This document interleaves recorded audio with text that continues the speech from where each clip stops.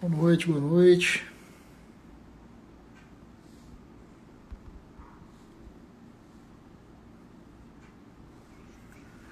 Só esperando aqui o Gustavo para a gente poder começar.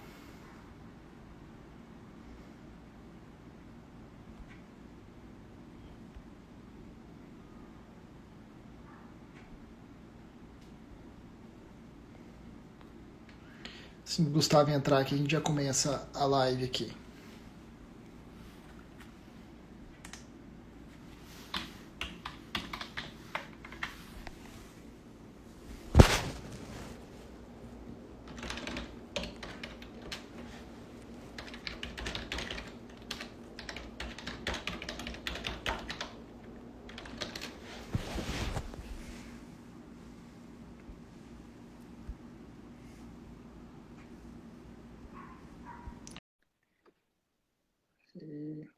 Guardando só a conexão aqui, pessoal, a gente já começa. Opa, boa noite, Gustavo. Boa noite, Marcos. Tudo bem? Bom, como vai? Tudo bem? Joia. Pessoal aqui, ó, o pessoal tá entrando aí, esperar um pouquinho aqui, né? Vamos falar dessa MP nova, né, Gustavo? Que chegou ontem, era o quê? Meia-noite e meia que a gente ficou sabendo É, dela, né? Que a gente pra pegar ela para começar a estudar e é bem complicado, né? Esse momento que a gente está vivendo, um momento muito complicado. Vamos a gente lá, ficou sabendo meio na fogadilha aí, né? Meia-noite, eu tava indo sim, preparando para dormir, já preparando para parar as atividades do dia, de repente tive que levantar e começar a trabalhar sim, e estudar o texto, estudar as situações, porque eu sabia que nós íamos ser muito demandados ao longo do dia, né? Por muitas empresas, muitas pessoas, muitos empregados, as pessoas com certeza, estão com muita dúvida a respeito do tema. Até agradeço aí pelo convite sim, da CONAGE, né, na sua pessoa, que é diretor jurídico da sim, entidade, por disponibilizar esse espaço, essa possibilidade de discussão aqui. claro. Bom, gente, eu acho que agora já tá com quantidade boa de gente para a gente começar. A gente vai começar. Eu sou Marcos Mafia, sou diretor jurídico da Conage. Hoje eu convidei o Dr. Gustavo Afonso, ele que é especialista em direito do trabalho, processo de trabalho, professor na PUC Goiás, tanto na graduação quanto na pós-graduação nessas matérias. E a gente vai falar um pouco sobre essa MP, a MP 927, né, de 2020, tratar dos aspectos trabalhistas relacionados ao enfrentamento da Covid-19, né, que é o coronavírus, né, mais conhecido. Aí, até para explicar para o pessoal, a gente vai ter algumas considerações iniciais sobre o tema e depois tentar seguir um esquema que eu montei junto com o Gustavo aqui, um roteiro, né? E já vieram algumas perguntas, tanto do Instagram da Conage quanto do Instagram do próprio Gustavo, que a gente elencou aqui, que a gente vai encaixando nesse roteiro e ao final as perguntas que não foram encaixadas ainda, a gente volta nelas para tirar essas dúvidas. Quem tiver dúvida também, vai mandando as perguntas que a gente vai tentando encaixar nesse roteiro que a gente está fazendo, tá bom? Quer fazer alguma consideração inicial aí sobre o tema, Gustavo? Exato. Assim, a medida provisória pegou a todos um pouco de surpresa, né? Ela trouxe uma série de medidas novas e algumas situações até que a gente já estava esperando, que, por exemplo, o caso das férias coletivas, das férias individuais, do trabalho home office, situações que já estavam previstas na lei, mas que agora tiveram uma flexibilização, né? Em relação, por exemplo, a algumas formalidades que a lei exige, como, por exemplo, a questão da adoção do regime home office, né? O tal do Sim, teletrabalho. Então, essa é uma situação que não é nova, mas que agora a gente pode trabalhar no sentido de menos formalidade. Então, por acordo individual entre empregado e empregador, por exemplo, se poderá fazer. A MP ela vem para tentar dar um fôlego, a gente precisa dizer, a gente nesses últimos dias tem trabalhado muito nesse sentido e explicado isso para todos. É um momento único na história do Brasil, né? Eu não me recordo, e com muitas pessoas com quem conversei, não me lembro de alguém ter citado algum momento como esse. É de fato um momento único e a gente precisa, inclusive, trabalhar essa situação nova sob os olhos de uma legislação antiga e sob os olhos de uma legislação nova, o que a gente precisa, o que a gente espera, o que a gente precisa para solucionar o problema. Além dessa situação de ser um momento único social, a gente tem mesmo uma decretação completa de calamidade pública, né? Houve um decreto feito aí pelo Congresso Nacional, um decreto legislativo, o decreto número 6 de 2020, exatamente decretando essa situação de calamidade pública até 31 de dezembro. Portanto, esse ano de 2020, até segunda ordem, até uma possível revogação do decreto, se isso ocorrer, a gente tem como um ano de fato, calamidade pública. Eu anotei algumas questões aqui para a gente comentar inicialmente mesmo, fazer algumas considerações iniciais e depois a gente já partir para o tema propriamente dito. Primeira situação, até, não vou dizer uma crítica, mas uma situação que a MP não enfrentou, que era a possibilidade de participação dos sindicatos nesse processo, né? A gente tem aí... Acho que foi uma coisa que a gente até discutiu sobre isso, né? Exato. Mas, pela forma que nós trabalhamos com os sindicatos, essas questões, foi uma coisa que eles tiraram, não colocaram, né? Podiam ter assim, enfrentado o tema. Exato. Assim, os sindicatos, eles são atores sociais que têm representatividade popular, são a representação da base, dos trabalhadores e dos empregadores. Então, esse tipo de situação tinha que ter sido trabalhada, acho que mais em conjunto, não uma ordem de cima para baixo, né? Acho que a participação do sindicato, a discussão, cada um tem uma realidade, cada cidade, cada emprego, cada tipo de situação é uma realidade diferente. Então, o sindicato teria o entendimento dessa situação e poderia trabalhar algo nesse sentido. Então, a MP peca um pouco nesse aspecto aí. Mas eu também entendo, o momento é único, é difícil, né? Não é uma situação corriqueira e as pessoas precisam também tomar decisões rápidas. Então, essa situação ela pode ser discutida, já veio até aí uma questão referente a uma espécie de revogação, né, do texto relativo à suspensão dos contratos. Isso então já é uma coisa correção. Que eu queria tratar, até porque teve muita gente que veio me procurar perguntando, vai ter a live mesmo? Porque assim, o Bolsonaro revogou. Eu até falar, não, ele revogou Sim. Um artigo, né? E assim, ainda Já não é uma revogou, né? correção. Ele fez um Twitter falando que mandou revogar, né? Então, assim, Exatamente. mas é uma coisa que, igual como nós conversamos, não vale a pena ser tratado mais, porque possivelmente amanhã, depois de amanhã no máximo, vai vir algo para tirar isso daí mesmo da MP, né? A gente pode tratar bem por alto, que até o que a gente falou, que como é que funcionaria. até para os clientes a gente não está passando isso.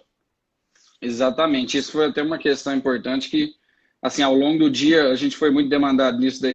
Já tomaram atitude, já revogaram, né? Não, mas provavelmente essa noite vem uma edição extra aí do Diário Oficial, exatamente, para vai falar por alto sobre isso, mas essa é uma primeira situação. Uma situação importante, inclusive foi objeto de pergunta aí da caixa de perguntas que eu lancei no meu Instagram pessoal, sobre a possibilidade de demissão durante esse período. Muita gente perguntou sobre isso. Isso é uma coisa interessante, porque assim, e um aspecto inicial, porque assim, não houve, apesar das medidas adotadas, nenhum tipo de negociação nesse sentido, né? Então, de fato, as pessoas podem ser demitidas durante esse período se seguir... Até para incluir aqui o seguidor aqui da Conage, o Marco Mendonça, ele mandou também uma pergunta dessa questão, se ele pode fazer demissão durante o período de quarentena. Exatamente. Então, assim, não tem nenhuma proibição de nenhuma espécie de demissão, né, durante esse período. Inclusive, interessante a gente até pegar um gancho, tem uma aluna minha da PUC que fez uma pergunta, ex-aluna, né? Agora advogada lá da PUC, que fez uma pergunta relativa a essa situação e perguntando uma coisa interessante, se a pessoa podia arrumar um novo emprego durante um período de suspensão. A gente sabe, eu acabei de falar, que a suspensão ela é uma norma que não provavelmente vai ser tirada aí nessa noite, no máximo aí, nesse dia próximo, aí no dia de amanhã. Mas, de todo modo, assim, é importante lembrar que, sim, uma pessoa pode, durante o período de suspensão, arrumar um novo emprego. Nunca houve nenhum tipo de situação referente a isso em discussão, até porque as pessoas podem ter mais de um emprego sempre, desde que tenha compatibilidade de horários, enfim. Então, se ela está suspensa, ela pode ir atrás de novo emprego, não tem problema nenhum. Então, não há proibição de demissão durante o período de quarentena, ao menos para as pessoas que seguem o texto da MP. Nós vamos falar de uma outra situação que é categorias que já têm convenção coletiva em andamento, como é o caso dos bares e restaurantes aqui em Goiânia. Inclusive, é uma situação que a gente vai ter que trabalhar aqui, porque muita gente dos bares e restaurantes está acompanhando aí. Eu já vi que no começo da live o Romero, lá do Ópera Café, entrou. Ele já estava procurando saber dessa situação. Então, a gente vai tratar disso aqui. Outra situação inicial aqui diz respeito à questão da decretação de força maior. Isso foi decretado, motivo de força maior, e isso tem alguns desdobramentos trabalhistas, especialmente lá no artigo 502 da CLT. A gente viu algumas empresas aqui em Goiânia, clubes de futebol inclusive, tomando medidas nesse sentido, rescisão do contrato por força maior, isso vai gerar um pagamento pela metade das verbas trabalhistas, 13º, férias, multa de FGTS, aviso prévio, tudo isso vai ser pago pela metade, em razão dessa decretação de força maior. É uma outra situação, e da rescisão em razão disso, para as empresas que são extintas. A gente tem até um cliente que já nos procurou com essa situação. E a última situação inicial aqui que eu quero pontuar bem é a questão relativa à CCT, alguma CCT que já está aprovada. Muitas categorias ao longo desse período, de uma semana para cá, decreto de fechamento dos comércios em geral. Fechar a CCT com os empregados, né? Isso, muitas pessoas já buscaram e já fecharam convenções coletivas com os sindicatos, os empregados, né? Seja a empresa firmando um acordo coletivo, seja o próprio sindicato patronal firmando uma convenção com o sindicato dos empregados. Então, essas convenções, elas estão válidas, né? Inclusive, na minha opinião, elas devem ser priorizadas, porque elas são um tipo de negociação pela via coletiva, são sindicatos negociando, né? Então, é sempre preferível, como eu falei no começo aqui da live, que essas situações sejam negociadas coletivamente. Isso é um aspecto bom, interessante, né? Dá força jurídica a essa norma que está sendo negociada. E uma última situação inicial, antes da gente entrar nos temas propriamente ditos, que estão lá previstos mesmo na MP, diz respeito à questão da aplicabilidade dessa MP aos domésticos. Muitas pessoas me perguntaram ao longo do dia, e muitas pessoas também fizeram lá na caixinha de perguntas essa pergunta. É aplicável essa MP aos domésticos? Sim, tá? Inclusive a própria MP prevê isso lá ao final, que no que for cabível, é possível sim aplicação em relação aos domésticos, aos rurais e aos contratos temporários, tá? Então, em relação aos domésticos é possível, questões relativas, por exemplo, a antecipações de férias, né, outras situações que são cabíveis de aplicação nesses quadros aí, tá bom? A gente, Marcos, tem um roteiro definido que a gente conversou mais cedo, né? Deixa eu só passar aqui, pessoal. O pessoal está mandando as perguntas aqui. Eu estou anotando as perguntas e vou tentando encaixar elas no momento certo que eu entender aqui, ou então ao final a gente responde elas. Até se quiser, aí teve uma questão aqui sobre que a gente estava falando um pouco aí sobre a questão das emissões, né? O F. Quadros Meira aqui perguntou se o empregado, se ele tiver no período de dissídio, ele pode ser demitido. Como é que vai funcionar isso aí, ou não vai ter nenhuma mudança? Então, a MP não trata especificamente dessa questão relativa ao dissídio, propriamente dito. Então, assim, não há proibição de demissão. Então, provavelmente ele está perguntando daquela multa que se paga na rescisão dos 30 dias que antecede a data base. Se for essa questão, entendo que essa situação vai ser aplicável do mesmo jeito. Não há legislação até o momento suspendendo a aplicação dessa norma, então, por isso, seria, sim, aplicável essa situação. Existem muitas perguntas que estão sendo colocadas aí, de nexo causal, doença ocupacional, acabei de ver a Raíssa mandou. A gente vai trabalhar esse tema aqui ao longo da live, falando sobre propriamente as medidas propostas, as situações colocadas aí pelo governo e que os desdobramentos disso, e acho que muitas dessas perguntas já vão ser respondidas Vamos ao seguindo o longo dessas roteiro e vamos encaixando explicações. isso, né? Ao final, o que não for respondido, a gente estou controlando aqui as perguntas, a gente vai encaixando elas ao final. Né? Exatamente. Então, a gente estabeleceu um roteiro aqui só para o pessoal já ter uma prévia de teletrabalho, a concessão das férias, férias coletivas, individuais, né? Banco de horas, o aproveitamento e antecipação dos feriados e a suspensão das exigências relativas à saúde e segurança do trabalho e o diferimento dos recolhimentos do FGTS, um prazo maior para que esses recolhimentos sejam feitos. Lembrar, pessoal, até que algumas medidas ainda estão sendo discutidas pelo governo, então pode ser que hajam medidas aí nesses próximos dias, como uma possível suspensão, uma possível concessão de um auxílio, um pedaço lá, um valor do seguro-desemprego, no valor de um salário mínimo para as empresas. Há uma promessa do governo também para os bares e restaurantes, né, que são um dos setores mais atingidos aí pela situação das paralisações, porque são setores de serviço, né, e que dependem do cliente estar ali todos os dias. Então, a gente vai trabalhar aqui algumas situações. Questões, até só eu esqueci de de falar sobre a questão relativa às convenções coletivas em vigor. A gente já falou que deem preferência a essas convenções, aos textos negociados com os sindicatos. E é bom a gente colocar, por exemplo, que a gente foi muito questionado ao longo dessa semana passada, quando a gente fechou o texto, estipulando suspensão de contrato. Eu já tenho conhecimento de outros textos. Até para explicar um pouco, Gustavo, assim, para quem entrou há pouco, quem não conhece, o Dr. Gustavo é assessor jurídico do Sindibares Goiânia. Né? Então, ele depende do Sindicato dos Bares e Restaurantes aqui de Goiânia. Então, ele fechou essa convenção coletiva junto ao Sindicato dos Empregados, né? Que já previa essa questão até de suspensão por 30 dias, né? Dos contratos de trabalho, algo que já vinha parecido com o que veio na MP.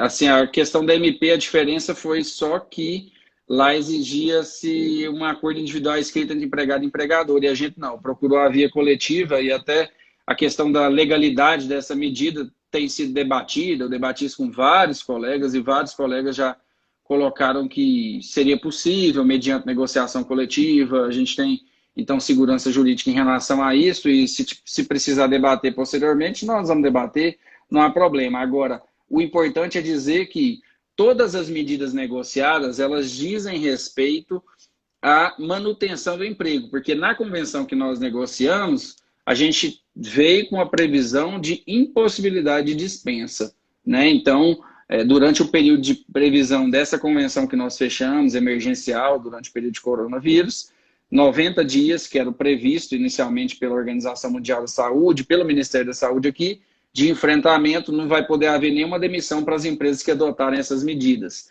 Demissões de empregados com contratos por prazo indeterminado. Contratos de experiência, contratos temporários, situações que vão se finalizar ao longo do período, elas naturalmente vão romper ao final desse período inicialmente estipulado. Mas vamos aqui aos temas, então. O primeiro diz respeito aqui à questão do trabalho à distância, né, o teletrabalho, o trabalho home office, que é mesmo essa possibilidade de o empregado executar o trabalho fora do domicílio do empregador. Essa me parece, de todas, a melhor medida, a principal medida, porque, de fato, para as empresas possíveis, não são todas as empresas que podem continuar fazendo esse tipo de trabalho. Bar e restaurante é um exemplo desse, né, que não tem como... teletrabalho. Exato, não tem como fazer o teletrabalho. Para as empresas que têm essa possibilidade, isso daí é uma saída perfeita, né? Então, essa possibilidade de execução do teletrabalho, ela já existia antes, de todo modo, na legislação. Estava lá no artigo 75A em diante, lá na CLT. O que a MP veio foi facilitar o acesso a essa situação, mediante negociação escrita entre empregado e empregador. Então, uma negociação individual, na verdade, sem exigência de formalização, né, uma simples determinação do empregador com aviso de 48 horas. Isso eu acho que é uma grande mudança, né? Isso, já vai ser possível fazer essa alteração do regime de trabalho. Então, a pessoa passa a exercer trabalho home office com a simples determinação do empregador, sem a necessidade de Formalização é bom que se formalize, que no momento do aviso de 48 horas de antecedência, o empregador faça esse aviso por escrito, Ter isso no não mínimo custa um nada. e-mail, né? No mínimo um Isso, e-mail, pelo e-mail, menos. WhatsApp, comunicação eletrônica, né? Qualquer tipo de comunicação efetiva vai ser possível, então, fazer esse tipo de situação e aplicar o trabalho home office. Inclusive, ele coloca lá nessa medida provisória que fica dispensado o aviso por escrito, alteração por escrito ou qualquer formalidade no contrato de trabalho dos empregados. Então, essa é uma situação interessante que muita gente vai aplicar provavelmente aí. A empresa, as situações de saúde pública, os órgãos de saúde pública já estão há muito falando sobre essa situação, da necessidade de ficar em casa, né? A gente está vendo aí muitas lives de muitas pessoas, muitos professores, muitos advogados, exatamente por isso, porque nós estamos em casa, guardando essa quarentena, é o ideal a se fazer agora, então a gente precisa mesmo aplicar essa medida para as empresas que forem possíveis. Só tem uma situação interessante que, da mesma forma como prevê a lei relativa a esse teletrabalho lá, o que se tirou foi a formalidade, como a gente falou, as despesas relativas à situação e montagem e qualquer questão relativa a como é que eu vou dizer, a A montagem da infraestrutura estação de necessária. trabalho, né? Isso, a infraestrutura necessária ao desenvolvimento do trabalho, ela vai ser custeada pelo empregador, pela empresa, tá? E qualquer Mas despesa que a eu, empresa tenha nesse momento aí, não vai ser considerado salário, tá? sim, mas eu vi que assim, tudo isso que for levado para o empregado, ele depois, ao fim da quarentena, ao fim disso, ele tem que levar de volta para o empregador, né? Sim, inclusive Exemplo, se porque lá for comprado um experimenta. computador para ele e tal, no final ele tem que devolver o computador para o empregador. Isso daí, inclusive, é uma situação que coloca lá da possibilidade de gerar incomodato, né, em relação aos aparelhos fornecidos para o desenvolvimento do trabalho. Esse empregado vai usar, depois vai devolver naturalmente. O investimento em relação a isso não vai ter natureza salarial. Uma outra situação relativa ao teletrabalho, para a gente ser bem rápido e depois partir para as perguntas, diz respeito à questão do uso de aplicativo fora do horário de trabalho, se isso constituiria tempo à disposição, sobre aviso ou prontidão do empregado. E a lei, a MP, vem dizendo que não, né? Que, exceto se isso for pactuado, não vai ser considerado tempo à disposição. Assim, essa norma ela tem que ser olhada com calma, porque, de fato, se a pessoa trabalha já naturalmente no WhatsApp, vai ter que ver se, de fato, ela está trabalhando ou não naquele meio eletrônico, porque a gente sabe que hoje muitas coisas são resolvidas por esses aplicativos, né? Então, Mas é algo que eu acho que dificilmente. quando eles fizeram aqui, o jeito que eles colocaram aqui, bem nessa intenção mesmo, né? De não ter essa discussão na justiça do trabalho lá na frente, né? Porque isso é algo que vai surgir como grande discussão nas ações trabalhistas, né?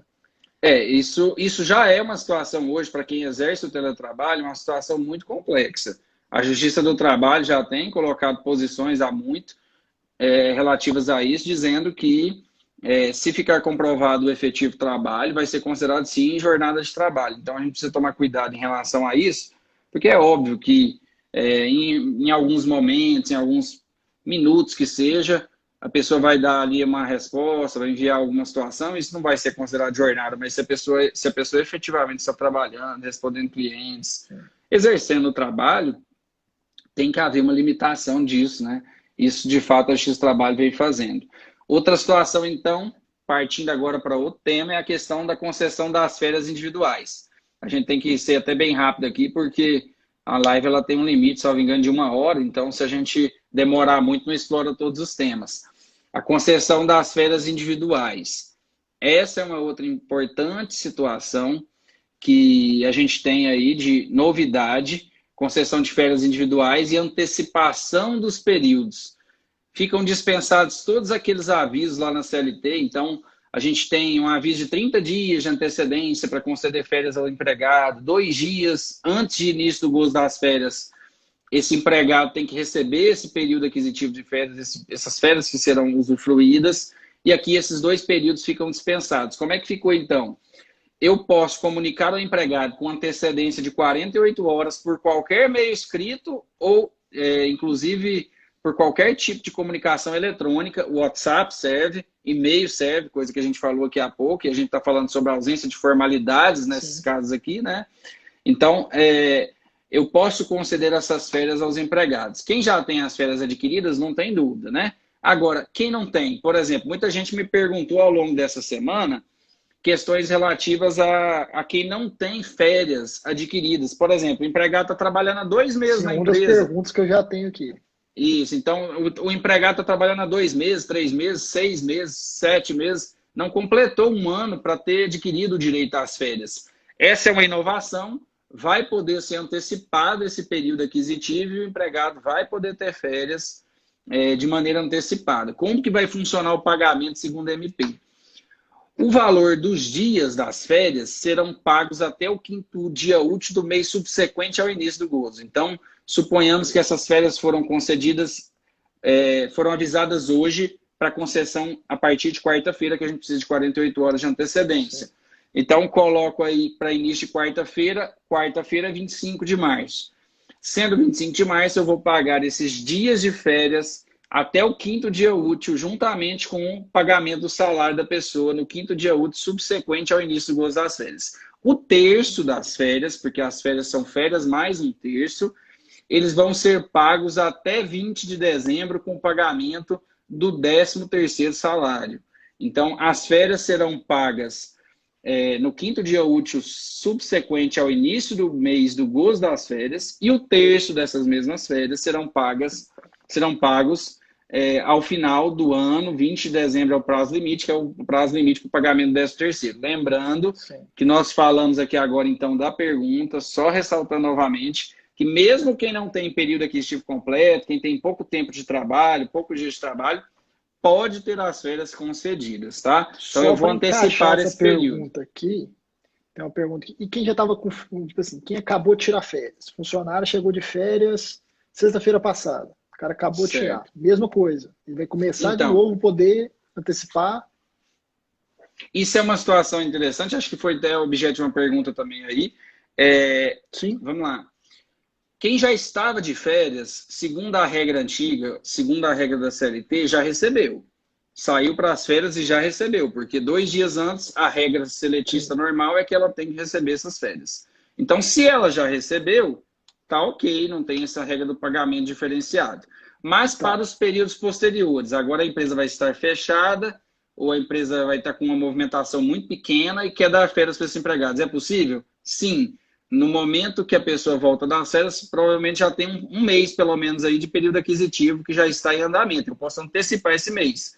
E uma outra situação interessante é que diz respeito à possibilidade de antecipação de vários períodos posteriores e não limita esses períodos posteriores. Então, eu posso antecipar as férias de 2021, de 2022, e aí, nesse caso, se exige a formalização do período, viu? Então, no caso de antecipação de um período aquisitivo apenas, para quem está adquirindo, até eu vi aí o Kelly Filho, né, que é o presidente da Comunage, perguntou se posso antecipar quantos dias. Eu posso antecipar quantos dias forem possíveis em relação aos primeiros 30, mediante simples aviso, 48 horas de antecedência, que foi o que a gente falou.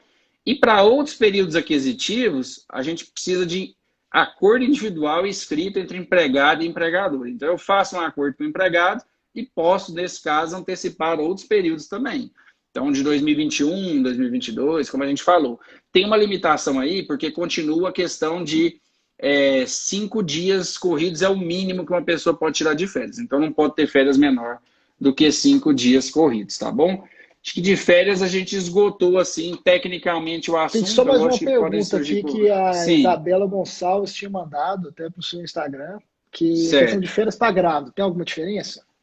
Mesma coisa. Não, não tem não. Até realmente eu me lembro dessa pergunta falando sobre questão se precisava fazer a concessão das férias porque está gestante, tá? Uma coisa não vai ter relação com outra. Pode sim ser concedidas as férias à gestante, não tem problema nenhum.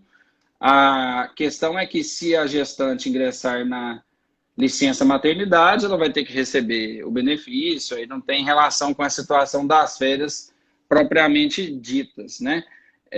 Tem aqui, ó, no caso de concessão de férias sem o período completo, no caso de demissão antes do novo período, se desconta na demissão, ou é melhor dar as férias proporcionais? Aí cada empresa vai ter que fazer uma análise em relação à sua situação, né? Porque existem empresas que, e cada estado também colocou uma situação, né? Aqui em Goiás, por exemplo, a gente teve paralisação de alguns tipos de atividades, a maioria, por 15 dias. Então, muitas empresas optaram por dar 15 dias de férias. Se for preciso, depois dá mais 15. E se for preciso antecipar o empregado concordar, o acordo individual escrito, eu posso antecipar as do ano que vem, do ano posterior e do ano posterior. Não há limite nesse sentido, né? Eu entendo, e aí essa pergunta dele, do F Quadros aí, Meira, eu entendo que sim, se o valor foi antecipado, se a lei permitiu antecipação e houver rescisão no momento posterior, poderia sim ser colocado desconto na rescisão, limitado lá no parágrafo 5º do 477, que diz respeito à situação das rescisões e que limitam o desconto a uma remuneração do empregado nas rescisões. Tá bom? Questão das férias coletivas, para colocar bem rapidamente, são duas situações importantes. Ela dispensa essa regulamentação nova, dispensa o aviso aos sindicatos e ao Ministério da Economia, da antecedência prévia de 15 dias, que teria que ser feita, né? Então fica dispensado esse aviso. Eu posso conceder com 48 horas de antecedência, avisar um setor da empresa ou toda a empresa que todos entrarão de férias ou todo o setor entrará de férias. Lembrar que antes dessa legislação, esse aviso ao Ministério da Economia, ele já era dispensado, né? O artigo 51 lá da Lei Complementar 123, que fala da micro e pequena empresa, diz que já dispensava essa situação da comunicação ao Ministério da Economia. Outra situação é que fica sem limite também a questão dos dias previstos, dias mínimos previstos lá, porque a limitação de dias é de 5 para férias individuais, 5 dias corridos.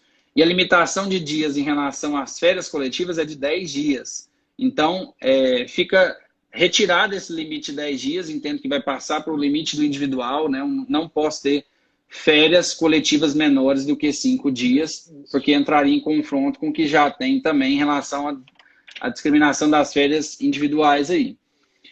Outra questão importante diz respeito à questão do banco de horas, né? Tinha uma pergunta aí relativa ao banco de horas negativo, outras mais. Uma situação importante aí que foi colocada, que também é uma via muito interessante, uma situação muito viável para várias empresas de vários setores, é a compensação mediante banco de horas. E ela traz a MP uma regulamentação específica para essa questão, e interessante que durante esse período de calamidade pública, portanto, até 31 de dezembro de 2020, as empresas que concederem licenças, né, licenças remuneradas, períodos de interrupção do contrato, em que o empregado não vai trabalhar e vai efetivamente receber, esse valor vai entrar como negativo. Na maioria das vezes, os trabalhos que não conseguem fazer teletrabalho, como a gente falou, né? Restaurantes, bares, exemplo, os restaurantes, os bares. Aqui em Goiânia não, porque a gente tem as previsões específicas. Não, isso, sim, exato. Na maioria, exemplos de trabalhos que não são possíveis de fazer em casa. Né?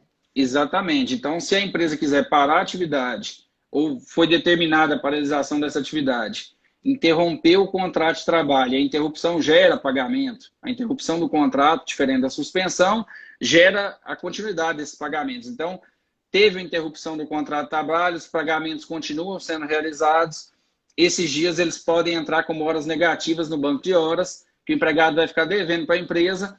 Essa compensação, diferente do que prevê a lei hoje, mediante acordo escrito individual entre empregado e empregador, poderia ser de até 6 meses. Aqui a gente tem um prazo diferente, maior, de 18 meses possíveis de compensação. Então eu vou ter, isso é uma coisa importante, depois do final da calamidade pública, ou seja, depois de 31 de dezembro de 2020, eu poderei, durante 18 meses, fazer a compensação dessas horas que foram lançadas de maneira negativa no banco de horas.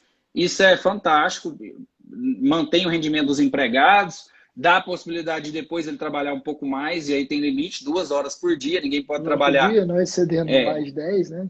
Exato, ninguém pode trabalhar mais que 10 horas, exceto em alguns tipos de jornada que tem um descanso maior, que no caso é a jornada 2 por 36, então eu vou lançar as horas negativas no banco e vou compensando ao longo de 18 meses. Portanto, até junho de 2022, né? Porque 18 meses depois 18 de meses 31 de após a dezembro, calamidade. isso, a gente vai poder ter essa compensação. É um período bem extenso, bem com muita folga, para dar a mesma possibilidade dessas horas serem compensadas. Acho que, assim, uma situação interessante para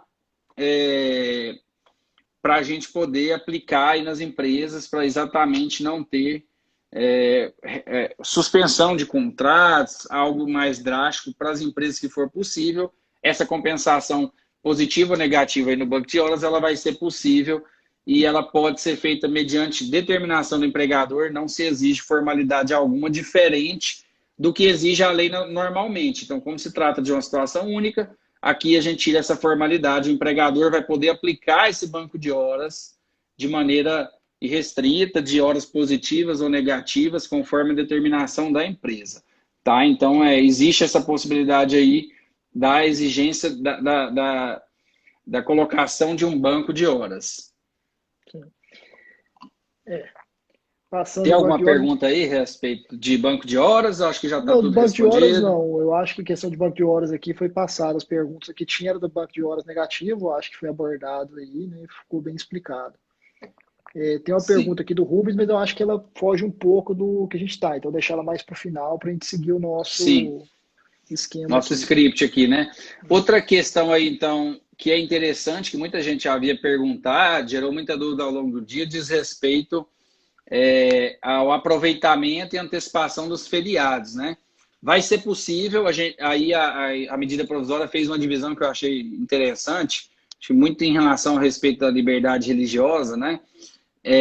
Que a gente pode antecipar feriados não religiosos, isso simplesmente mediante determinação do empregador, sem qualquer formalidade, mediante aviso de qualquer forma, de qualquer modo, com 48 horas de antecedência. Então, feriados cívicos, né, tudo Vamos isso, lá, 7 de setembro, 15 de novembro, né? isso, feriados cívicos, situações locais, como, por exemplo, 24 de outubro aqui em Goiânia, 24 né, de que é outubro, aniversário da aniversário de cidade. Goiânia. Mas então vamos lá, Isso. eu sou empresário, eu quero antecipar isso agora. Meus empregados estão em casa, eu quero antecipar 7 de setembro, 15 de novembro e 24 de outubro.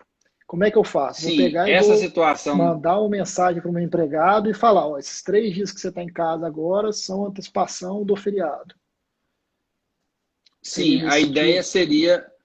a ideia seria antecipar esses feriados, colocá-los aqui nesse momento porque assim, vamos colocar assim uma situação do começo. No dia do feriado a pessoa não trabalha, certo? E normalmente é Certo. feriado, não trabalha, tanto é que se ela trabalhar, ela recebe em dobro, isso segundo o que Sim. consta aí na CLT. Então ela não trabalha. Agora ela não está trabalhando, então eu antecipo esse feriado para hoje, para depois de amanhã, com 48 horas de antecedência, né? Então eu antecipo esse feriado e faço uma escala já de feriados. Por exemplo, se daqui até o final do ano a gente tem 6 feriados não religiosos, a gente coloca esses feriados aqui, o empregado não trabalha esses 6 dias, recebe pelos 6 dias, como se fossem os feriados. É como se 24 de outubro, aqui em Goiânia, para nós, que é aniversário da cidade, fosse depois de amanhã. Então ela não trabalha nesse dia e recebe, e lá no 24 de outubro, que é a data do feriado mesmo, ele vai trabalhar normalmente e não vai receber em dobro por isso. Eu simplesmente antecipei, por determinação da minha empresa, esse feriado para o momento de agora. Isso para feriados não religiosos, viu, gente? Feriados religiosos, ele trouxe uma situação Tem que ter a concordância do diferente. empregado, né? Exatamente. Então, como a gente falou, acho que muito em relação a essa questão da liberdade religiosa e tudo, né? A gente teve essa situação diferente de antecipação mediante acordo individual escrito entre empregado e empregador para antecipação dos feriados religiosos. Tem gente perguntando aí, o Ivan, né? Eu, Ivanline. aí, Valinho, Ivanline. Ivanline perguntando se faria por acordo coletivo ou individual. Esse daí, a antecipação, Ivanline, é só por determinação da empresa, viu? Exceto nos feriados religiosos. Esses dependem de concordância do empregador. eu Do, acho que a do pergunta do empregado, Lucas desculpa. Luceoli aí, ó, é muito interessante também. Ó. Ele posso antecipar os feriados para apenas alguns empregados ou devo fazê-lo para toda a empresa? Então, eu não vejo problema antecipar feriado para alguns empregados, não. Até porque alguns empregados estarão de férias, né? Alguns são essenciais à manutenção do patrimônio, vão voltar em 5 dias, 6 dias, 7 dias, e aí eu antecipo para parte desses empregados. Eu não veria problema nenhum em antecipar esses feriados para parte das empresas e deixar a outra parte usufruindo de férias, em sistema de banco de horas, em home office, né? Cada empregado, cada setor da empresa tem uma realidade, não teria problema nenhum, tá bom? Tá? Eu acho que só uma pergunta aqui rápida do Nelsinho Lins aqui, questão da suspensão dos contratos por 4 meses, né? Nelsinho, a questão é que assim, o Bolsonaro já soltou um Twitter que ele vai pedir para revogar isso, não foi revogado ainda, porque só soltou um Twitter, mas assim, a gente não sugere fazer isso, porque provavelmente 1, 2 dias isso vai cair e não vai seguir. Então, não é a sugestão a gente não que não faça isso, né? A gente tem um quadro de insegurança, né? Porque é um momento diferente, novo. Então, realmente, essa questão da suspensão dos 4 meses, eu já desconfiava que isso ia cair, assim, eu já estava com essa sensação, porque mediante acordo individual escrito entre empregado e empregador, suspensão de contrato de trabalho, eu entendo que é complicado, isso no âmbito constitucional, isso foram as declarações do jurista ao longo do dia também. Eu vinha vendo essa situação com problemática, inclusive não indiquei aos clientes para fazerem. E, de fato, o Bolsonaro já anunciou que a medida seria revogada e que não seria possível mais. Eu acredito que essa questão da suspensão, que foi o que nós fizemos aqui em Goiânia, né, no Sindibares, ela seria possível somente mediante acordo escrito, ou mediante acordo escrito, não, mediante negociação coletiva. Né? Mediante negociação coletiva se torna possível, porque, inclusive, constitucionalmente, se prevê a redução dos salários, redução da jornada, mediante acordo ou convenção coletiva. Diante do momento, também entendo que seja possível essa situação das suspensões. Até falando da constitucionalidade, foi uma questão contra o SMP, o próprio Toffoli já falou que essa questão da suspensão ia ser bem discutida. Ter problema no tribunal, né? Então já ia ter assim. Para finalizar, Gustavo, a questão da antecipação de feriados, a Júlia Zelanes aqui fez a pergunta de qual seria o benefício para o empregador de antecipar esse feriado. Qual que é o benefício dele? O benefício seria mesmo o trabalho acontecer lá no feriado, sendo que ele vai antecipar para agora e depois não vai ter que pagar em dobro lá naquele momento posterior. Então, é como eu disse, olha só, se imaginem, vamos pensar um feriado, como o Marcos falou aqui, de 7 de setembro. 7 de setembro deveria haver uma concessão de descanso para a pessoa, porque é feriado e ela não trabalharia. Em 7 de setembro, essa pessoa não vai trabalhar porque ela já descansou o feriado agora. Então, eu antecipei esse feriado, por exemplo, para quarta-feira, porque eu preciso, com 48 horas, avisar o empregado. Né? Então, eu antecipo. A vantagem é que lá no 7 de setembro, sua empresa vai poder funcionar e você não vai precisar pagar em dobro esse período de feriado para o empregado. Então, é uma grande vantagem, porque é mesmo uma possibilidade de compensação, né? Sim. Uma possibilidade de compensação desse período. Tá bom? Certo. Vamos mais duas. O Nelsinho é só para falar que está perguntando de férias, a gente volta depois no final, porque a gente já tratou sobre o assunto, no final a gente tenta voltar nisso aí. Tá. Então, exato. Vamos seguir o nosso script aí. Sim. Até eu estou vendo a pergunta dele aqui, né? Falando que se o funcionário tem 1 ou 2 meses, como antecipar as férias, isso vai ser possível, a gente já falou, né? Só para deixar assim já colocada a questão. A live vai ficar gravada, se quiser, Isso. até no final, pode pegar, no começo a gente tratou sobre isso e vai ver que foi bem explicado. Igual a Tatiana aqui, Tatiana Sussuarana também, perguntando se pode demitir nesse momento, a gente já explicou isso lá atrás, pode sim, não mudou nada disso. E nós tratamos no começo da live, ao final vai ficar gravada a live aqui, vocês vão poder tirar essas dúvidas. Sim.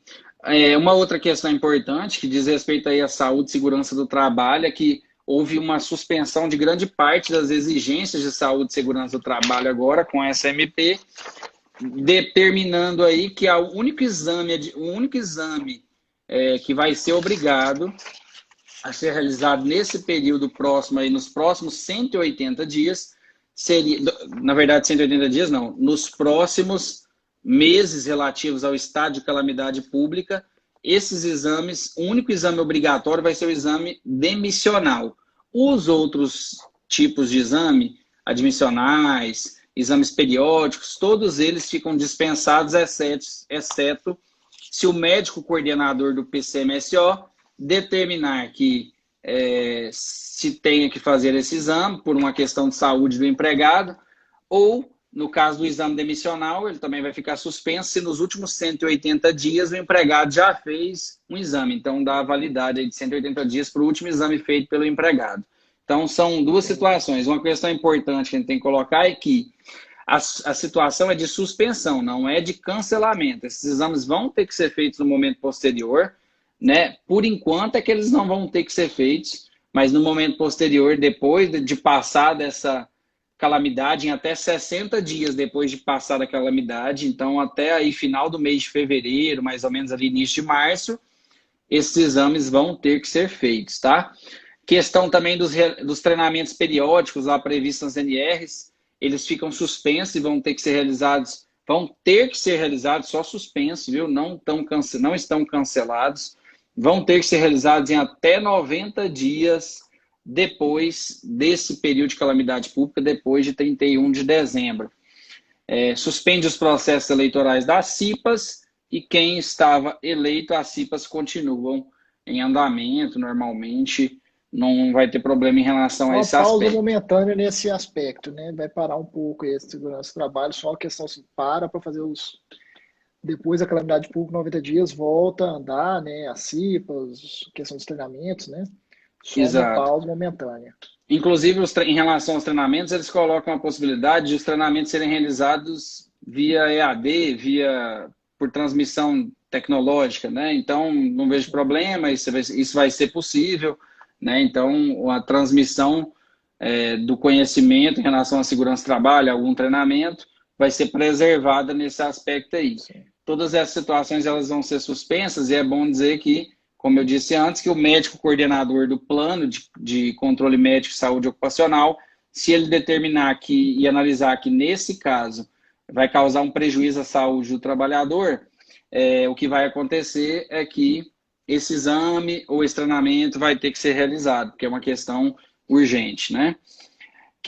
Vamos encaminhando aí para o final, última situação, antes da gente falar de algumas disposições finais, porque de fato já tem 40 e poucos minutos que a gente está online aí e a gente não pode passar de uma hora. Só para finalizar essa questão, eu acho que o F4 Meire aí fez uma pergunta interessante sobre essa questão aí da CIPA, né?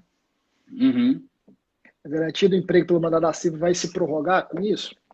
Sim, né? Não tem nenhuma previsão de prorrogação de garantia de emprego em razão da CIPA. A garantia de emprego está disposta na lei e isso continua do jeito que está, né? Então, não tem nenhuma disposição nesse sentido. O que diz respeito à questão da CIPA é que as CIPAs continuarão em andamento, normalmente nas empresas, durante esse período de calamidade pública, e os processos eleitorais em curso é que vão ser suspensos. Em relação à estabilidade, não fala nada, então aplica o que se está na lei, né? Não tem nenhum tipo de prorrogação nesse sentido. Os cipeiros vão continuar atuando, tá bom? Questão da prorrogação para recolhimento do FGTS, essa efetivamente é uma medida interessante que, de fato, gera um benefício às empresas que vão passar por um momento muito difícil agora. A tentativa de desafogar o empresário, né? Exato, essa é uma situação que é plenamente possível, foi colocada aí pela MP, que é a prorrogação, né, do recolhimento dos FGTS, dos depósitos de FGTS dos meses de março, que é esse mês já, abril e maio.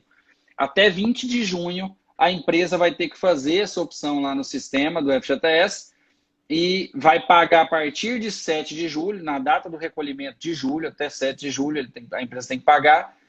Vai pagar em 6 parcelas a partir de então esses 3 depósitos que ficaram para trás, juntamente com os posteriores. Então, o que o governo fez foi o quê? Juntar os depósitos de março, abril e maio, colocar lá em julho em 6 parcelas, a partir de julho, né? Então, tinha uma pergunta aí, salvo engano, né, Marcos, a respeito dessa questão do FGTS. Essa é uma situação importante. Até do nosso presidente, do Marcelo, também, foi a questão se o FGTS não paga durante os próximos 3 meses, ele vai sofrer alguma correção. Como que vai ser esse pagamento? Não tem previsão de correção ou multa ou encargos em razão desse adiamento, desde que a empresa faça, segundo o que consta na MP, a opção até 20 de junho.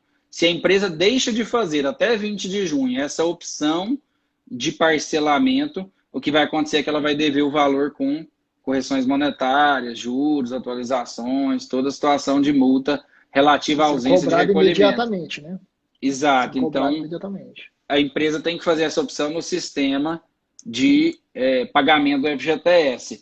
Tem uma situação interessante em relação a esse prazo diferido aí para pagamento do FGTS, é que se houver rescisão no contrato durante esse período de parcelamento, as parcelas vincendas serão antecipadas e pagas no prazo legal da rescisão. Tá? Então, se durante o período de parcelamento, ou nesse período de março, abril ou maio aí, a empresa que fez a opção rescinde um contrato, e isso pode acontecer, respondendo até a pergunta da colega aí da Tatiana, né, que falou aí mais antes um pouco, se a empresa pode demitir, se isso acontecer, o que vai gerar é a antecipação dessas parcelas vincendas. Então, assim, esses são os principais temas, as principais possibilidades hoje diante da suspensão da questão da revogação, né, o iminente ou a iminente revogação da questão da suspensão dos contratos para curso de qualificação, que é um tema que a gente não precisa mais nem tocar, porque acredito que vai sair, mas a gente tem algumas situações finais aqui que eu pontuei, que a própria MP traz ao final aqui, ó. Por exemplo, coronavírus não será doença ocupacional, exceto se comprovado o Isso nexo acho que foi até causal. uma. Pois é.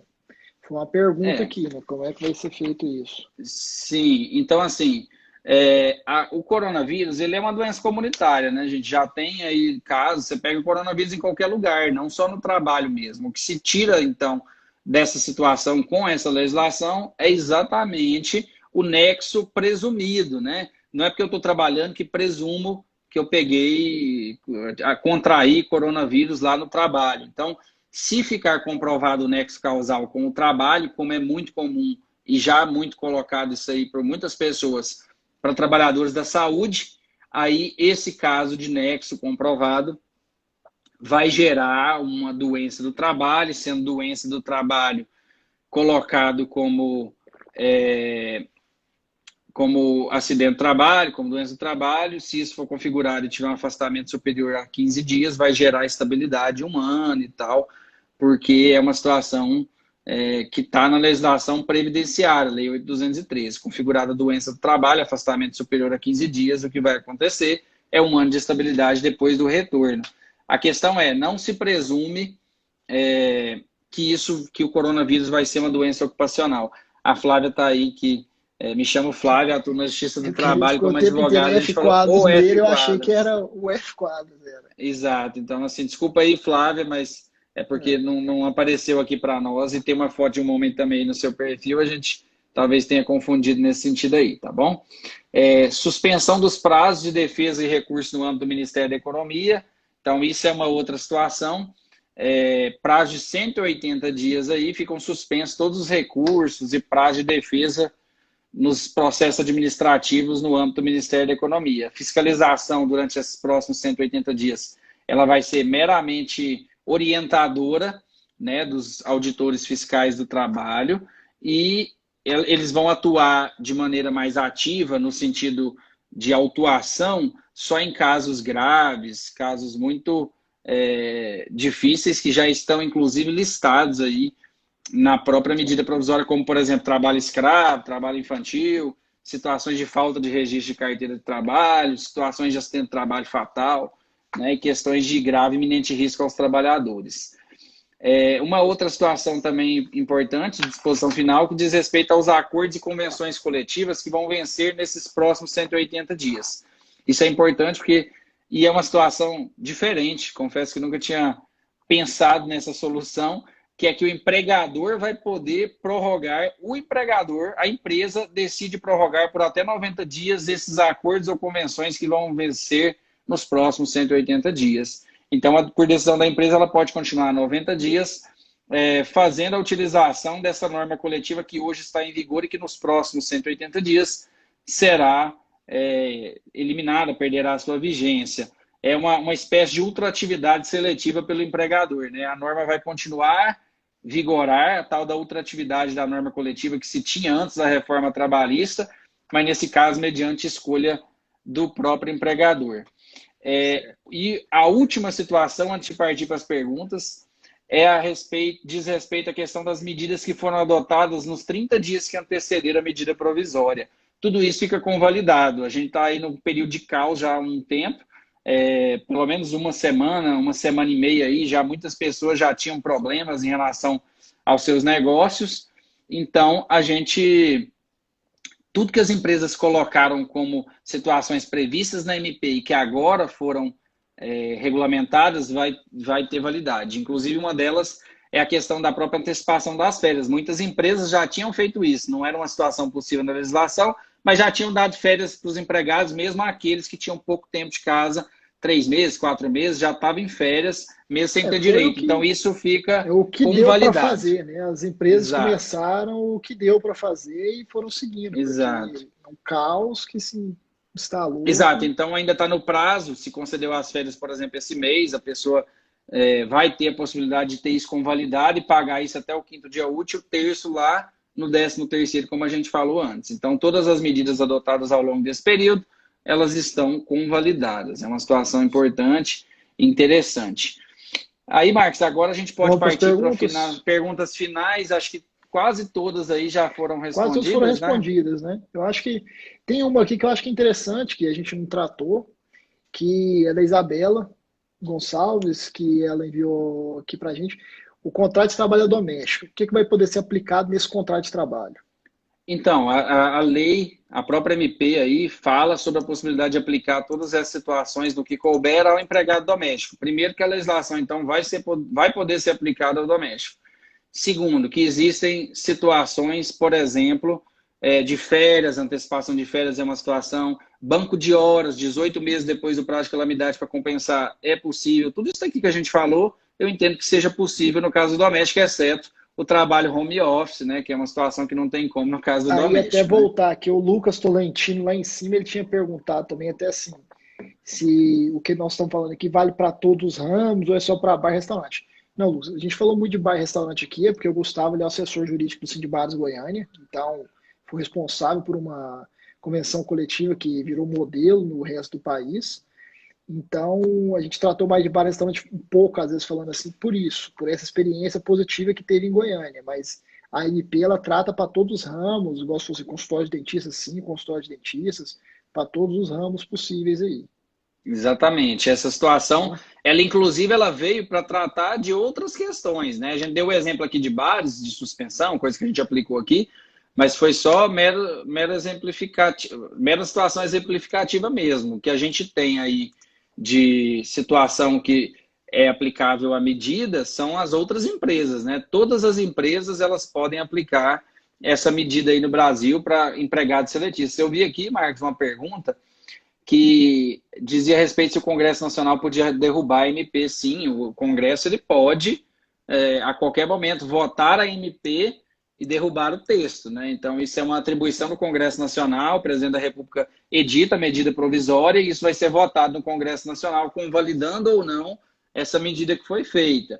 Se há ou não inconstitucionalidade, eu entendo que o enfrentamento maior da inconstitucionalidade seria em relação à suspensão dos 120 dias, mas isso parece-me já foi resolvido. Eu acho que assim, o que ia ser muito, que ia para esse ano da inconstitucionalidade ia ser muito a questão da suspensão, né? Então, foi exatamente. Dias. Vai ser, ainda não foi tratado, vai ser tratado, vamos ver como é que vai ser tratado pelo governo isso ainda, né? A gente não sabe. E aí só, eu acho que assim, das perguntas que estão aqui, Gustavo, tem só mais 2 perguntas rápidas, eu acredito, que eu acho que vão até se encaixar bem. Primeiro, a questão da redução de jornada com redução salarial, se é possível isso.